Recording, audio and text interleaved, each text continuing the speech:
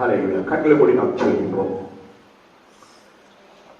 நல்ல பிதாவே, நன்றியோடு துதிக்கிறோம், சோதரிக்கிறோம், மகிமைப்படுத்துகிறோம். அப்பா, இப்பொழுது நாங்கள் வேதத்தில் உள்ள அதிசயங்களை காணும்படிக்கு என்னுடைய இருதயத்தின் கண்களை திறந்தெழுதினார்.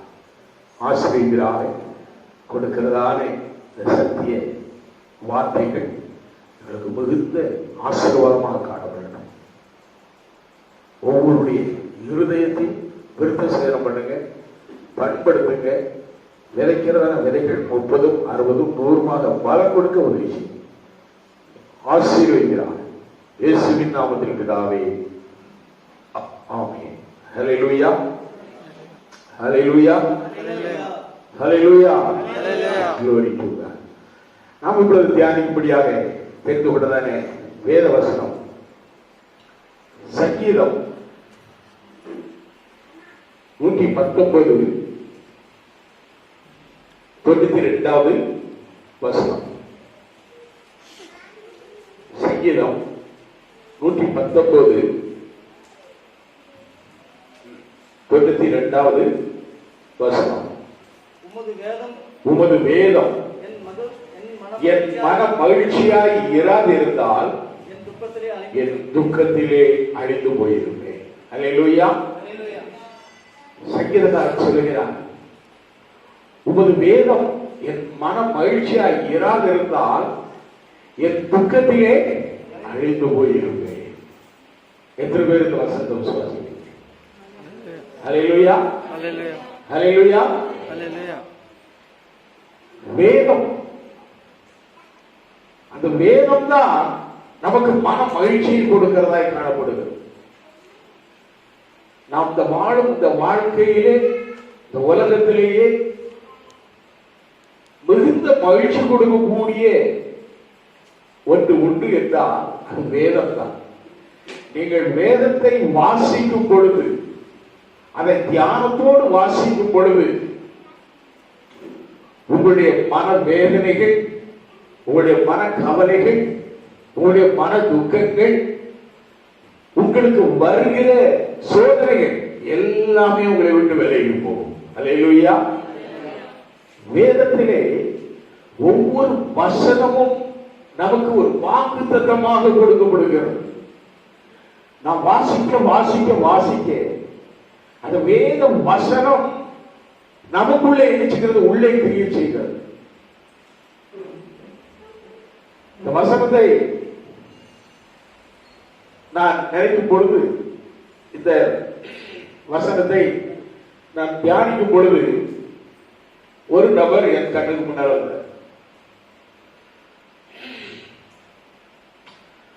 அவர் இப்ப எப்போதும் என்ன செய்வாரு, அப்படியே பைபிளை வச்சுக்கிட்டு படிச்சுக்கிட்டு இருப்பாரு. உங்களுக்கு யாராவது சொல்ல தெரியுமா யாருன்னு? யாரு?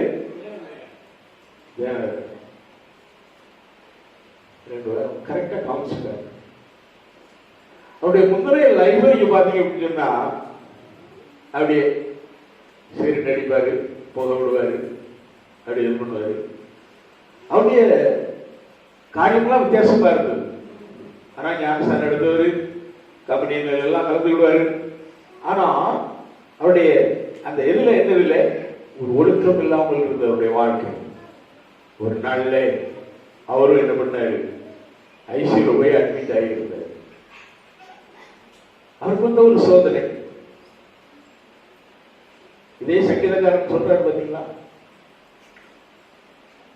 இதே சங்கீதம் 119 67 என்ன சொல்றாரு, நான் உபத்திரவப்படுவதற்கு முன் வழி தப்பி நடந்தேன், இப்பொழுதோ உம்முடைய வார்த்தையை காத்து நடக்கிறேன். அல்லேலூயா. அந்த வழி தப்பி நடந்த நாட்கள் இப்போ இந்த உபத்திரவமானது என்ன பண்ணிச்சு. இப்ப பைபிளும் கைமா அவர் இருப்பார். கடைக்கு வருவாங்க, அவங்களுக்கு என்ன கேட்கிறாங்களோ அதை கொடுப்பாரு. கொடுத்து அவங்க பாட்டில் பேசிக்கிட்டு இருப்பாங்க, இவர் பாட்டில் பைபிள் எடுத்து வாசிக்கிட்டு இருப்பாங்க. அந்த வேதம் அவருக்கு மனம் மகிழ்ச்சியா இல்லாத இருந்தால் அவர் துக்கத்திலே என்ன செய்திருப்பார், அழிந்திருப்பார். அதுதான் வெரி சிம்பிள். வேதம் எனக்கு மன மகிழ்ச்சியாக இருந்தால் நான் சொல்றேன், என்னுடைய வாழ்க்கையில் பார்த்தா நான் துக்கத்திலே அழிந்து போயிருப்பேன். சங்கீதம் அதே 174 வாசிக்க, 119, 74, 174 வாசிக்க.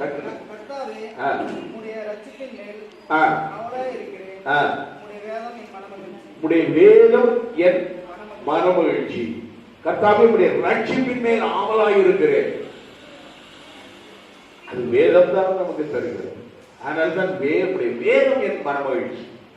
வேதம் என் மனமகிழ்ச்சி. 162 வாசிங்க. 119, 162.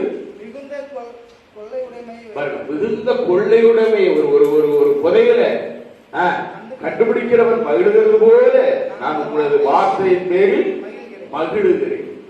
அப்படித்தான் இருக்கணும். வேத வாசிக்கணும்னு சொன்னா உள்ள மகிழணும். உள்ளத்துல ஒரு மன மகிழ்ச்சி வரும். நீங்க வாசிக்க வாசிக்க வாசிக்க வேதம் வாசிக்கிறீங்களா இல்லையான்னு எனக்கு தெரியாது. எத்தனை பேர் அதுக்கு டைம் கொடுத்து வாசிக்கிறீங்கன்னு எனக்கு தெரியாது. எப்படி வாசிக்கிறீங்கன்னு எனக்கு தெரியாது. ஆனா இன்ச் பை இன்ச்சா ஒவ்வொரு வசனத்தையும் தியானத்தோடு நீங்கள் வாசித்தால் ஒவ்வொரு வசனமும் உங்களோடு கூட பேசும். அல்லேலூயா. கர்த்தருடைய ஆவியானவர் உங்களோடு கூட பேசுவார். வார்த்தையின் மூலமாக, வசனத்தின் மூலமாக பேசுவார். அல்லேலூயா. அப்போ இந்த வேதம், இந்த வேதத்தினாலே நமக்கு கிடைப்பது என்ன? சங்கீதம் 119, 116 நாம் வாசிக்கும் பொழுது, நான் பிழைத்திருப்பதற்கு உங்களுடைய வார்த்தைப்படி என்னை ஆதரித்தது. நாம் பிழைப்பதற்கு ஆண்டவருடைய வேதம் நமக்கு வேண்டும். அல்லேலூயா. இந்த உலகத்திலே நாம் பிழைப்பதற்கு, நாம் வாழ்வதற்கு என்ன வேண்டும்? ஒரு வார்த்தை. வார்த்தையாகிய தேவன், வார்த்தையாகிய ஆண்டவர். வேத வசனமே இயேசுதான். இந்த வார்த்தை தான் மாம்சமாகி என்ன செய்வது? இயேசுவாக நமக்கு கிடைத்தார். அவர் ஆவியானவரை இப்பொழுது நமக்குள்ளே வாசம் செய்கிறார் என்று அந்த வேத வசனம் சொல்லுகிறது. இந்த வார்த்தை மாம்சமாகி இப்பொழுது நமக்குள்ளே வாசம் பண்ணுகிறார். அப்போ நாம் எவ்வளவுக்கு எவ்வளவு வசனங்களை உட்கொள்ளுகிறோமோ, எவ்வளவுக்கு எவ்வளவு வசனங்களை நாம் ஏற்றுக்கொள்ளுகிறோமோ, அந்த வசனங்கள் எல்லாம் உள்ளே வீழ்ச்சி. ஒவ்வொரு வசனம், அந்த வசனத்தால் தான் நமக்கு மனமகிழ்ச்சி. அந்த வசனம் தான் நமக்கு என்ன செய்கிறது? பிழைத்து கொண்டிருக்கிறது. 109வது வசனத்தை வாசிங்க. என் பிராணம் எப்பொழுது என் கையில் இருக்கிறது,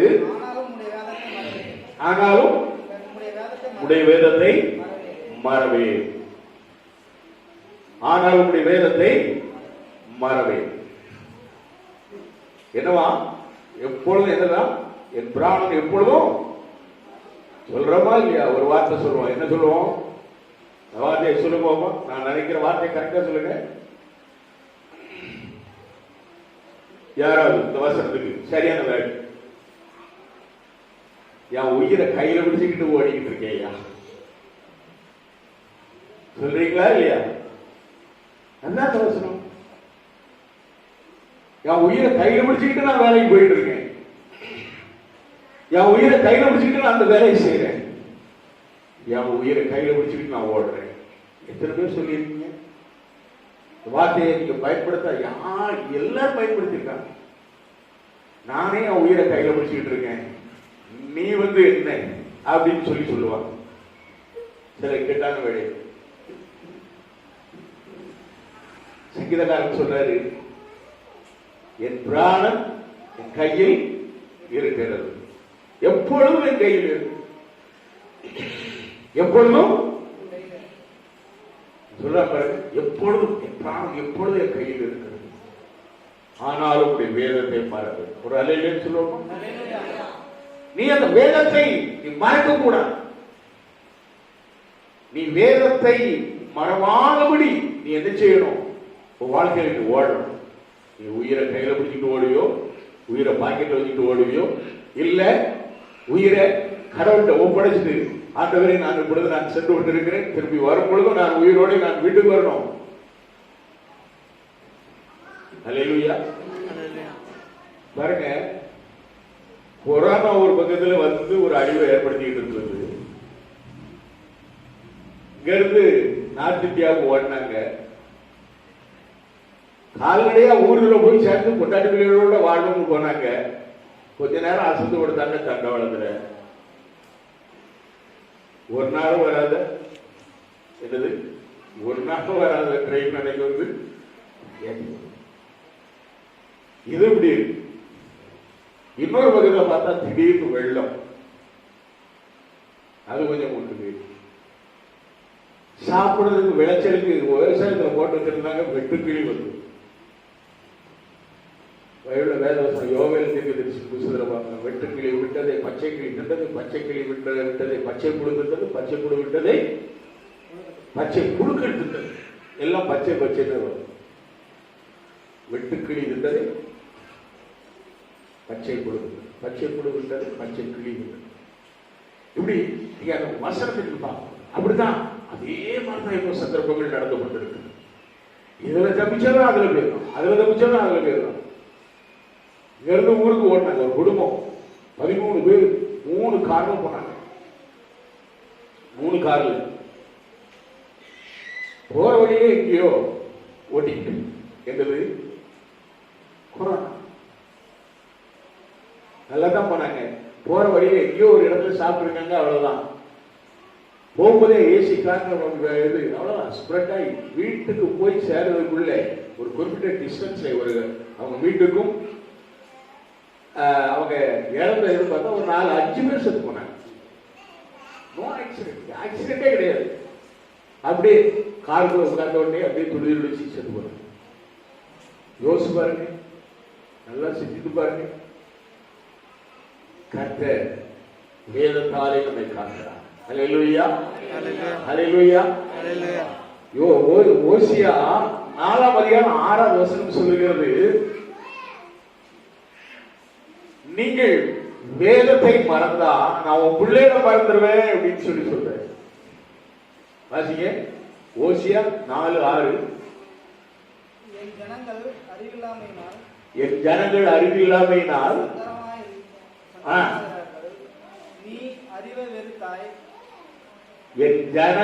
அறிவில்லாமையினால் சங்காரமாகிறார்கள், நீ அறிவை வெறுத்தாய், ஆகையால் நீ என் ஆசாரியனாய் இராதபடிக்கு நானும் உன்னை வெறுத்து விடுவேன். இப்ப வசனம் எல்லாம், நீ உன் தேவனுடைய வேதத்தை மறந்தாய், ஆகையால் நானும் பிள்ளைகளை மறந்து விடுவேன். அல்லேலூயா. நான் உன் பிள்ளைகளை மறந்து விடுவேன். ஆண்டவர் அப்படிதான் சொல்றாரு. இதெல்லாம் எச்சரிக்கை, எச்சரிக்கை. சரி, இப்ப சங்கீதம் 119, 105 நான் வாசிக்கும் பொழுது, உம்முடைய வசனம் என் கால்களுக்கு தீபமும் என் பாதைக்கு வெளிச்சமாய் இருக்கிறது. ஆண்டவருடைய வார்த்தை சத்தியம், வேதம் நம்முடைய கால்களுக்கு தீபம், பாதைக்கு வெளிச்சம். நீங்க 130வது வசனத்தை வாசிங்க. உம்முடைய வசனத்தின் பிரசித்தம் வெளிச்சம் தந்து பேதைகளை உணர்வுள்ளவனாக்கும். வசனத்தின் பிரசித்தம் நமக்கு வெளிச்சம் தரும். ஒரு வசனம் நம்ம கூட பேச ஆரம்பிச்சாலே அந்த வசனம் நமக்குள்ள என்ன செய்யும், ஒரு புத்துணர்ச்சியை கொண்டு வரும். அந்த வசனம் நமக்குள்ளே கிரியை செய்ய ஆரம்பிக்கும். ஒரு இக்கட்டான ஒரு சூழ்நிலை, நான் கைதாக வேண்டிய சூழ்நிலை, போலீஸ் ஸ்டேஷன்ல போய் சரண்டர் ஆகும். எனக்கு தெரியும், அங்க போய் சரண்டர் ஆனா இந்த பெட்டை கட்டிடுவாங்க எனக்கு தெரியும். எங்க அம்மா வந்து நிக்காங்க, நீ வரலன்னா என்ன அழிஞ்சு போயிருவாங்கப்பா. போலீஸ் அப்படிதான் சொல்லுவாங்க, கடைசி மிரட்டல் அதுதான், குடும்பத்தோட எழுதிடுவான், என்ன அழிஞ்சு போயிருவாங்க. என் கூட இருக்க உன் தம்பியை கூட்டு போயிருவாங்க, உன்னால நாங்க அவ்வளவுதான். காலையில சொல்லுறது நைட்டு படுத்தேன். வேதத்தை அதிகாலையில் எழுந்து 4 மணிக்கெல்லாம் முடிவு தடிச்சு 4 மணியில இருந்து வேதத்தை வாசிக்க ஆரம்பிச்சேன். எப்போதும் அப்படி ரெகுலரா வாசிக்க அந்த அதிகாரத்துலதான் ஏசாயா 43 அதிகாரம் 1, 2, 3 வசனங்கள் அப்படி வாசிக்கும் பொழுதே கட்டி தாரதாரையாக அப்படியே ஓய்வு. ஆண்டவர் சொன்னார், இதுதான் எனது உன் ஆயுள் கால வாக்குத்தத்தம் அப்படின்னு சொன்னார். இதுதான் ஆயுள் கால வாக்குத்தத்தம். நான் உன்னை மீட்டுக் கொண்டேன், நீ என்னுடைய. ஒவ்வொரு வார்த்தையும் எனக்குள்ளே பேச ஆரம்பிச்சு. அப்படியே ஆண்டவரே, நான் உடைய பிள்ளையா, நான் உடைய பிள்ளையா, நீர் என்னை மீட்டுக் கொண்டீரா. நான் இப்ப இந்த இக்கட்டான சூழ்நிலையில இருக்கிறேனே, இப்பொழுது நான் எப்படி இதிலிருந்து மீளுவேன் என்று நான் இந்த வேளையிலே ஜெபத்தோடு நான் வேதத்தை வாசிக்க ஆரம்பித்தேனே. நீர் எனக்கு வாக்கு கொடுக்கிறீரே, இந்த வாக்கு தத்துவம் எப்படிப்பட்டது என்று கேட்ட பொழுது ஆண்டவர் சொன்னார், இந்த வாக்கு தத்துவம் என்னது? உனக்கு உரியது, உனக்கு ஆயுள்கால வாக்கு தத்துவம். பயப்படாதே, நான் உன்னை மீட்டுக் கொண்டேன், உன்னை பேர் சொல்லி அழைத்தேன், நீ என்னுடையவர். நீ தண்ணீர்களை கடக்கும் போது நான் உன்னோட இருப்பேன். நீ ஆறுகளை கடக்கும் போது அவை உண்மையில் பொருளுவதில்லை. நீ அக்னியை நடக்கும் போது வேகாதிருப்பாய், அக்னி ஜுவாலை உன் பேரில் பற்றாது. எவ்வளவு பெரிய வாக்கு. இன்னும் கொடுத்தாரு, நான் இஸ்ரவேலின் பரிசுத்தரும் ரட்சகருமாய் இருக்கிற ஒரு தேவனாகிய கர்த்தர். ஹல்லேலூயா, ஹல்லேலூயா. அருமையான தேவனுடைய பிள்ளைகளை, 4வது வசனத்தில் சொல்லும் பொழுது, நீ என் பார்வைக்கு அருமையானபடியினால் கனம் பெற்றாய், நான் உன்னை சிநேகித்தேன், ஆதலால் உனக்கு பதிலாக மனுஷனை உன் ஜீவனுக்கு ஈடாக ஜனங்களை கொடுப்பேன். ஆயுள்கால வாக்குத்தத்தம் வந்துட்டா இல்லையா? எனக்கு பதிலாக என்னதான்? மனுஷர்களையும் என் ஜீவனுக்கு ஈடாக ஜனங்களை கொடுத்திருக்கிறார். ஒரு கூட்ட ஜனம் எத்தனை பேருக்கு ஞானஸ்நானம் கொடுத்து அவங்க போயிட்டாங்க. ஆனாலும் கர்த்தருக்குள் நாம் வழி நடத்தினேன். அந்த ஒவ்வொரு காரியம் ஆண்டவர் எனக்கு கற்றுக் கொடுத்த வார்த்தை. போலீஸ் ஸ்டேஷன்ல போய் சரண்டர் ஆனா, எந்த கேஸ் அது கோர்ட்ல தோத்து போன கேஸ், உயிர் பெற்று வந்த அந்த கேஸ் அப்படியே மீண்டும் சுருட்டி கிழிக்கப்பட்டு அப்படியே தூர வீசி இருக்கிறார். அது ஜீவனே இல்லாம ஆண்டவர் படிக்கிறார். ஒரு அல்லேலூயா சொல்லுவோமா? அல்லேலூயா. அதுதான் கர்த்தர். ஒருவேளை அது பதுக்கி பதுக்கி இருந்தா ஒவ்வொரு நாளும் அதுக்கு பயந்துகிட்டே இருக்கணும். அதுக்கு ஒரு உயிரை கொடுத்து, எனக்கு ஒரு படபடப்பை கொடுத்து, நான் கண்ணீரோடு வேத வாசிக்க ஆரம்பிச்ச உடனே ஆண்டவர் வாக்குத்த வசனத்தை கொடுத்தேன். வசனம், வாக்குத்த வசனம் நம்மை உயிர்ப்பிக்கும், நம்மை பாதுகாக்கும், நம்மை பராமரிக்கும். கர்த்தருடைய வேதம் அது இப்படிப்பட்டதான், கால்களுக்கு தீபமும் பாதைக்கு வெளிச்சமாயிருக்கிறது. ஹல்லேலூயா. ஆம் பிரியமானவர்களே, 130வது வசனம் வாசிங்க. உம்முடைய வசனத்தின் பிரசத்தம் வெளிச்சம் தந்தது. இல்ல இல்ல இல்ல இல்ல சாரி, glory to God. 140வது வசனம். 140. உம்முடைய வார்த்தை மிகவும் புடமிடப்பட்டது, உமது அடியேன் அதில் பிரியப்படுகிறேன். பாருங்க, உம்முடைய வார்த்தை எப்படிப்பட்டதா? அது புடமிடப்பட்ட வார்த்தை. ஹல்லேலூயா. உமது வார்த்தை மிகவும் புடமிடப்பட்டது, உமது அடியேன் அதில் பிரியப்படுகிறேன். சங்கீதம் 19, சங்கீதம் 19 7 எடுத்து வாசிங்க. சங்கீதம் 19:7. கர்த்தருடைய வேதம் ஆத்துமாவை உயிர்ப்பிக்கிறதுமாய் இருக்கிறது. கர்த்தருடைய வேதம் குறைவற்றதும் ஆத்துமாவை உயிர்ப்பிக்கிறதுமாய் இருக்கிறது. இன்னும் அதுக்கு 2 வசனத்துக்கு கீழே போனீங்கன்னா, அவைகள் பொன்னிலும் பசு பொன்னிலும் தேனிலும் தேன் கூட்டிலும் இருந்து ஒழுகும் தெளிதேரிலும் மதுரம் என்று சொல்லப்படுகிறது. தேவனுடைய பிள்ளைகள், வசனம் வேதம் உன்னை காக்கும், வேதம் உன்னை பாதுகாக்கும், வேதம் உனக்கு மன மகிழ்ச்சியாய், வேதம் தான் உன் துக்கத்தை மாற்றும். அல்லேலூயா. சங்கீதம் 119 160 நாம் வாசிக்கும் பொழுது அந்த வசனம் இப்படி சொல்லுகிறது பாருங்க. 160 119 160 உங்களுடைய வசனம் சமூலமும் சத்தியம். அது எந்த ஒரு எது கிடையாது, குறைவு இருக்கு. உங்களுடைய வசனம் சமூலமும் சத்தியம், உங்களுடைய நீதி நியாயமெல்லாம் நித்தியம் அப்படிங்கிற சமூலமும் சத்தியம் வேதம். 142வது வசனம், உடைய நீதி நித்திய நீதி, உடைய வேதம் சத்தியம். அப்ப சத்தியம், சத்திய வேதம். இந்த வேதத்திலே இன்றைக்கு நடக்கிற சூழ்நிலைகள் எல்லாம் இதுல இருக்கு. இன்றைக்கு நடக்கிற சூழ்நிலை எந்தோ தீர்க்கதரிசிகள் எழுதுல, எத்தனையோ ஆயிரமான வருஷங்களுக்கு முன்னால் எழுந்த இன்றைக்கு நடந்து கொண்டிருக்கிறது. அல்லேலூயா. ஆலயத்துக்கு வர முடியாத சூழ்நிலை எல்லாம் வேதத்திலே நான் வாசி தீர்க்கதரிசி புத்தகத்தை அப்படி வாசி வரும் பொழுது அந்த சூழலை அப்படியே சேர்ந்துட்டோம். இன்றைக்கு உள்ள காலம் ஒருத்தரும் வேலைக்கு போக முடியாத சூழ்நிலை இருக்கு.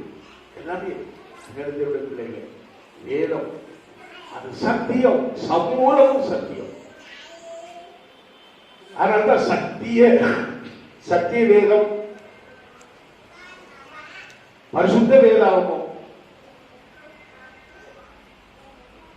யோவான் எழுதிய சுவிசேஷத்தில் நம்ம பார்க்கும் பொழுது நம்ம பார்க்கிறோம் 8:32 யோவான் 8:32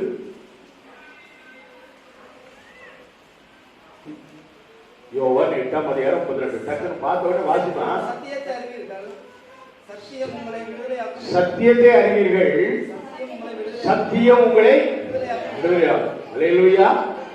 சத்தியம், வேதம் சத்தியம், இயேசு சத்தியம். அதனாலதான் ஆண்டவர் சொன்னார், போன வாரமே நான் சொன்னேன், நானே வழியும் சத்தியமும் ஜீவனுமாய் இருக்கிறேன். நீ சத்திய வேதாகமத்தை நீ வாசித்தால் உனக்குள்ளே ஜீவன் வரும். பாவத்திலே மறித்து போயிருக்கிற உன்னுடைய வாழ்க்கை மாறும். பாவத்திலே மறித்த உன்னுடைய வாழ்க்கை புதிய ஜீவன் மற்றும் புதிய வாழ்க்கைக்கு நீ கடந்து வருவாய். அதுதான் வேதம். வேதத்தை வாசி. வேதம் உங்களுக்கு மன மகிழ்ச்சி, சந்தோஷத்தை தரும். நீதிமொழிகள் 28:9 இது எச்சரிக்கையின் வார்த்தை தான். நான் இதை சுருக்கமா சொல்லி முடிக்க விரும்புகிறேன். யாக்கோபு 1ஆம் அதிகாரத்தை எடுத்துக்கோங்க. யாக்கோபு 1ஆம் அதிகாரம். யாக்கோபு, அப்போஸ்தலன் யாக்கோபு அவருடைய நிருபத்திலே இப்படியாக எழுதியிருக்கிறார். 21ஆம் வசனத்திலிருந்து 24 வரை அந்த வசனத்தை நம்ம வாசிக்கும் போது அதிலே அந்த வேத வசனம் ஒரு எச்சரிப்பை கொடுக்கிறது. சொல்லுகிறார் 21வது வசனத்தில் சொல்லும் பொழுது, உங்கள் ஆத்துமாக்களை ரட்சிக்க வல்லமில்லதுமாய் இருக்கிற வசனத்தை சாந்தமாய் ஏற்றுக்கொள்ளுங்கள் என்று அந்த வசனத்தின் முடிவிலே சொல்கிறார். அந்த வசனம் என்ன சொல்கிறது? ஆதலால் நீங்கள் எல்லாவித அழுக்கையும் கொடிய துர்க்குணத்தையும் ஒழித்துவிட்டு உங்கள் உள்ளத்தில் நாட்டப்பட்டதாயும் உங்கள் ஆத்மாக்களை ரட்சிக்க வல்லமையுள்ளதுமாய் இருக்கிற வசனத்தை சாந்தமாய் ஏற்றுக்கொள்ளுங்கள். வேத வசனத்தை நாம் ஏற்றுக்கொள்ள வேண்டும். நாங்க இவ்வளவு இது சொல்லும் போது உங்களுக்கு ஒரு இது வரும். என்ன வரும் தெரியுமா? என்னடா எப்ப பார்த்தாலும் இப்படி பேசுறேன். வேதம் சொல்லுகிறது, சங்கீதக்காரன் சொல்லுகிறார். சங்கீதம் 94 13வது வசனத்தை வாசிக்க போவோம். சங்கீதம் 94:13. சங்கீதம் சிக்ஷித்து உடைய வேதத்தை கொண்டு பாருங்க, சிக்ஷித்து உடைய வேதத்தை கொண்டு போதிக்கிற மனுஷன் பாக்கியவான். நான் பாக்கியவான் ஐயா. அதனாலதான் வேதத்தின் மூலமா உங்களை ஒவ்வொருத்தரையும் இடிச்சு பேசுறேன். சொன்ன பாத்தீங்களா? போன வாரமே சொன்னேன், 10:30க்கு நான் முடிப்பேன் அப்படின்னு. ஆமீன் போடுவது வேண்டாம்.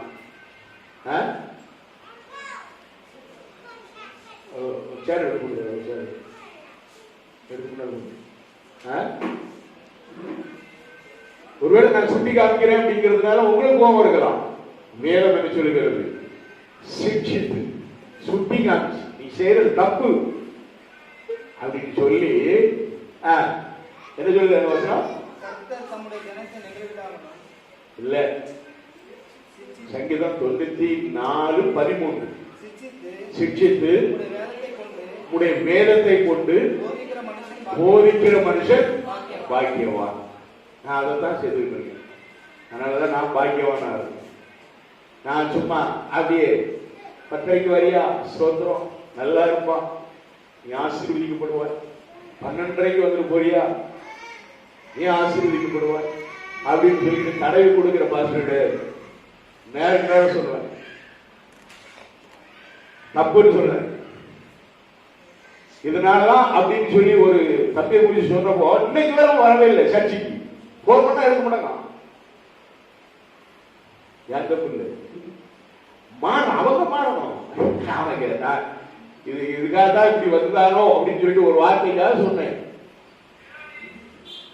இன்னைக்கு வேற நான் போன் பண்ணா எடுக்க மாட்டாங்க. ஐயா இன்னைக்கு வேற சர்ச்சைக்கும் வரல. அப்ப நான் சொன்னது கரெக்டா இல்ல நீங்க தப்பா சொல்லிட்டீங்க பாரு. நான் உண்மையிலேயே ஆண்டவரை ஏற்றுக்கொண்டு நான் கிறிஸ்தவாக மாறினேன், ஞானஸ்நானம் பெற்றேன், மேரேஜ் பண்ணிக்கிட்டேன் அப்படின்னு சொல்லி சொன்னோம்னா அவன் நல்லவன். நான் சொன்னதை சரின்னு இது பண்ணா அது தப்பு, அந்த வாழ்க்கையே தப்பு. அதான் சொல்றேன், இதை வந்து குற்றப்படுத்துறதுக்காக சொல்ல. நான் ஏதோ ஒரு இதில் சொல்றேன் அப்படின்னு சொன்னா அந்த வார்த்தையை இவங்க மாற்றணும், மாறணும். மாறி அவங்க என்ன செய்யணும்? உண்மையிலேயே நான் ஒரு விசுவாசியை ப்ரூவ் பண்ணணும். அதான் சிரிச்சிட்டு போதிக்கிற மனுஷன். நாங்கள் சுட்டி தாங்கிதான் செய்யறது தப்புன்னா தப்புதான். நான் தடை கொடுக்கிற பாஸ்டர் நான் கிடையவே கிடையாது. நான் சொல்லவே மாட்டேன். நீ மாறு, உன் வாழ்க்கை மாறு. அருமையான தேவனுடைய பிள்ளைகள், வேத வசனத்தில் இன்னொரு வசனம் சொல்றது, நீதிமொழிகள் 28:9 சொல்லுகிறது, வேதத்தை கேளாதபடி தன் செவியை விலக்கிறவருடைய ஜெபம் கர்த்தருக்கு அருவருப்பானது. வேதத்தை கேளாதபடி எவ்வளவு ஆண்டவருடைய சமூகத்தில் வந்து விழுவது மட்டுமல்ல, சத்தியத்தை கேட்பதிலே இருதயம் வாஞ்சியோடு காணப்படும். வேதத்தின் ரகசியங்களை காணும்படிக்கு என் இருதயத்தின் கண்களை திறந்தோம் அப்படின்னு சொல்லிட்டு ஆண்டவரை கேட்கணும்.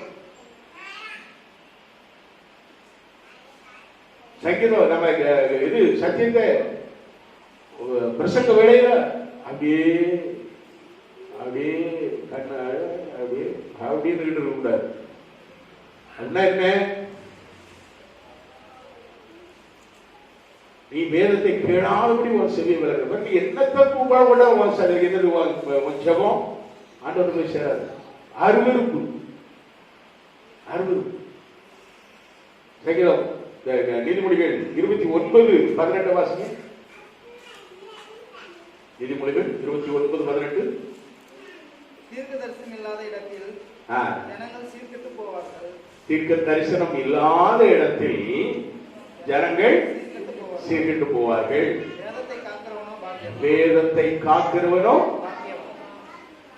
பாருங்க, தீர்க்க தரிசனம் இல்லாத இடத்தில் ஜனங்கள் சீர்கெட்டு போவாங்க. நான் போன வாரம் சொன்னேன், இந்த வாரத்துல நியூஸ் வந்துட்டா இல்லையா? வந்துட்டா இல்லையா? என்ன பண்ண லாக்டவுன் வரப்போகுது. நீங்க நினைச்சிருக்கலாம் ஒருவேளை மாதம் ஃபுல்லா, அதான் லாக்டவுன் இல்லை. கரெக்டா நான் சொன்ன லாக்டவுனே நம்ம ஆராதிக்க முடியாதபடி லாக்டவுன். ஞாயிற்றுக்கிழமை சண்டே அபு நம்ம ஆண்டவர் அதுக்குதான் அடுத்த வழியை தரப்பா. அல்லேலூயா. நான் இப்பவும் சொல்றேன், மீண்டும் சொல்றேன், சனிக்கிழமை 7:30 ஷார்ப்பா ஆரம்பிக்கணும். நீங்க 7 மணிக்கெல்லாம் வீட்டுல இருந்து கிளம்பி வந்து உட்கார்ந்துருங்க. 7:15 இருக்கணும். 7:30 ஆரம்பிப்போம், சீக்கிரமாக 6:30 ஒவ்வொரு சாட்டர்டே. அல்லேலூயா. வேதத்தை மறவாது காத்துக் கொள்ளுங்கள். வேதம் உங்களுக்கு மன மகிழ்ச்சி, வேதம் உங்களை என்ன செய்யும்? காக்கும். நான் இப்ப யாக்கோபு புத்தகத்துல அந்த 2 வசனத்தை வாசி முடிக்க போறேன். கூட 15 நிமிஷம் ஆயிடுச்சு. யாக்கோபு புத்தகம் 1 அதிகாரம் 23வது வசனம்.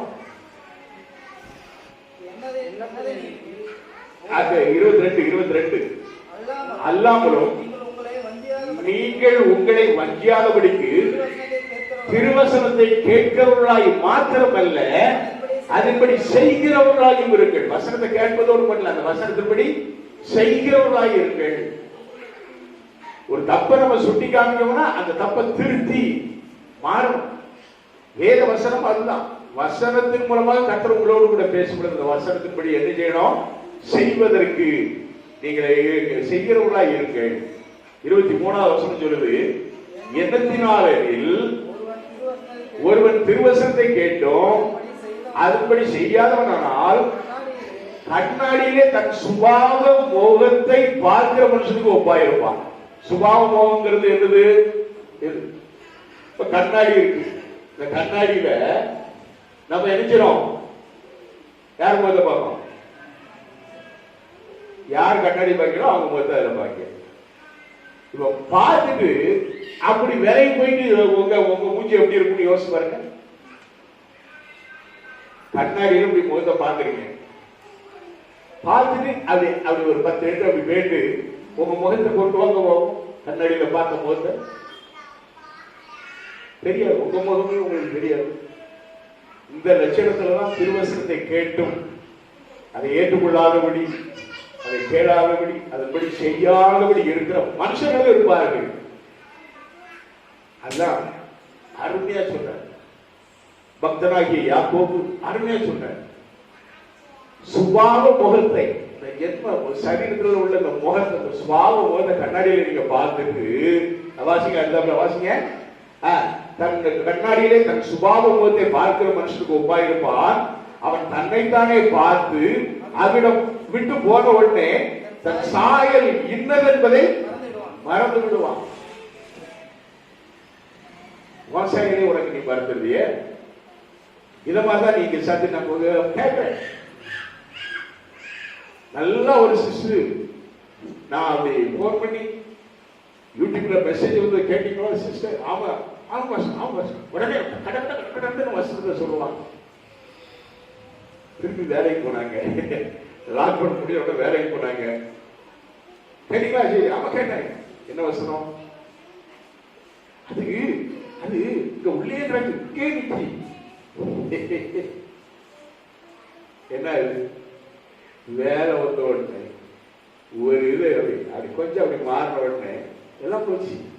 நாளைக்குரிய ஸ்டேட்டஸ் எல்லாமே மாறிடுச்சு. நம்ம சர்ச்சைக்கு வேற நம்ம சிஸ்டர் தான் சொல்றது, வேற யாரையும் நான் சொல்றேன்.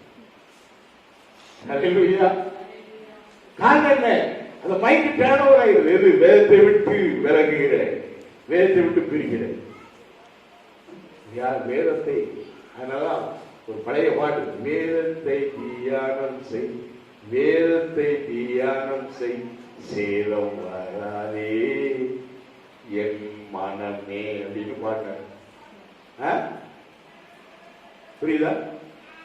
வேதத்தை நான் பாடுறது சரியா? சேசி கரங்களுக்கு தெரியும். பக்தன் பாடி அருமையான தெரியும். நம்முடைய சுபாவமூர்த்தி நம்ம மறந்து வர்ற மாதிரி நாம வேத வசனத்தை இப்ப கேட்ட வசனத்தை திருப்பி கேட்டா சொல்லணும். ஆசிரியர் எந்த வசனத்திலிருந்து உங்களுக்கு வசனத்தை கொடுத்தாரு அப்படின்னா சங்கீதம் 119 92 சொல்லணும். மீண்டும் வசனத்தை வாசிங்க. உடைய வேதம் எனக்கு மன மகிழ்ச்சியாக இராயிருந்திருந்தால் நான் துக்கத்திலே அழிந்து போயிருந்தேன். சங்கீதம் 119 92. அந்த வேதம் தான் நம்மை பாதுகாக்கும் ஐயா. இந்த வேதத்தை நாம் மனதிலே வச்சுக்கணும். வசனத்தை நம்ம மனதிலே வச்சுக்கோங்க. வேதத்தை வாசிக்க வாசிக்க உடைய வாழ்க்கை மாறும், மன மகிழ்ச்சி வரும், எல்லாம். அதுதான் உனக்கு பிழைப்பு கொடுக்கும், அதுதான் உனக்கு சந்தோஷம் கொடுக்கும், அதுதான் உனக்கு சமாதானத்தை கொண்டு வரும். வேத வசனம் தான் வாழ்க்கையிலே ஒரு பெரிய மாறுதலையும் ஆறுதலையும் கொடுக்கக்கூடியது. அல்லேலூயா. தேவனுடைய பிள்ளைகளே, சோதரம். நான் இப்ப அந்த எது சுபாவத்தை நம்ம இப்படி பார்த்துட்டு நம்ம இது பண்ணிடுறோம். நம்ம போதே நம்ம மறந்து வரோம். ஆனா அதே நேரம் உங்களை விட்டு பிரிந்து போனவர்கள், உங்களை விட்டு மறைந்து போனவர்கள், இல்ல உங்களுடைய உச்சா சுத்தத்தா எங்கேயோ இருக்கிறவங்க, பாம்பேலயோ டெல்லியிலயோ உங்க சொந்த ஊர்லயோ இருக்கிறவங்க, அவங்கள இப்ப ஒரு செகண்ட் அப்படி நினைச்சு பாருங்க, அவங்க நல்ல நிற்பாங்க.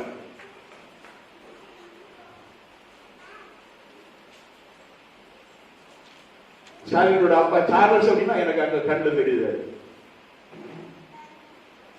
ஆனா நெல்சன் அப்படிங்கும் பொழுது என் முகத்தையே நான் பார்த்தேன். நான் அப்படி என்ன வச்சுக்கிட்டேன், என் முகம் எனக்கு தெரியும். நான் காலையிலே என் முகத்தை கண்ணாடியில் பார்த்தேன்னா அந்த முகம் இருக்கும், என் கண்ணுக்கு முன்னாடி இருக்கும். இருதயம் எப்படி நாம எவ்வளவு தூரத்துக்கு நம்மை நாமே, அதுதான் வசனம். வசனத்தை நம்ம வச்சிருக்கோம் அப்படின்னா நம்ம முகத்தை நம்ம பார்க்கலாம். எல்லாரும் காரிக்கலாம், நீ நல்லா இருக்கலாம், நீ செய்யறது தப்புடா அப்படின்னு சொல்லி நம்மளே துப்பிக்கலாம். ஹலோ, வேதம் உன்னைக்கான். அல்லேலூயா. மீண்டும் அந்த வசந்த வாசிய சங்கீதம் 119:92. உமது வேதம் என் மன மகிழ்ச்சியாய் இராது இருந்தால் என் துக்கத்திலே அழிந்து போயிருப்பேன். வேதம் வாசிங்க, உன் துக்கம் விட்டு போயிடும், உன்னுடைய வியாதி ஒன்றை விட்டு போயிடும், உன் வேதனை ஒன்று விட்டு போயிடும், உன்னுடைய கஷ்டம் ஒன்று விட்டு போயிடும். சந்தோஷம், சமாதானம், மகிழ்ச்சி எல்லாம் உன்னை வந்து சேரும். கர்த்தர் தாமே உங்களை ஆசீர்வதிப்பாராக. ஆமென். அல்லேலூயா. இந்த வேதத்தின் வசனத்தின் மூலமாக வேதத்தை நீங்கள் தியானிக்க வாசிக்க கர்த்தர் உங்களோடு கூட இருந்து உங்களோடு கூட பேசுவார். வசனத்தின் மூலமாக, வார்த்தையின் மூலமாக உங்களோடு கூட பேசுவார். உங்கள் வாழ்க்கையை வளப்படுத்துவார். அவருக்கே மகிமை. அல்லேலூயா.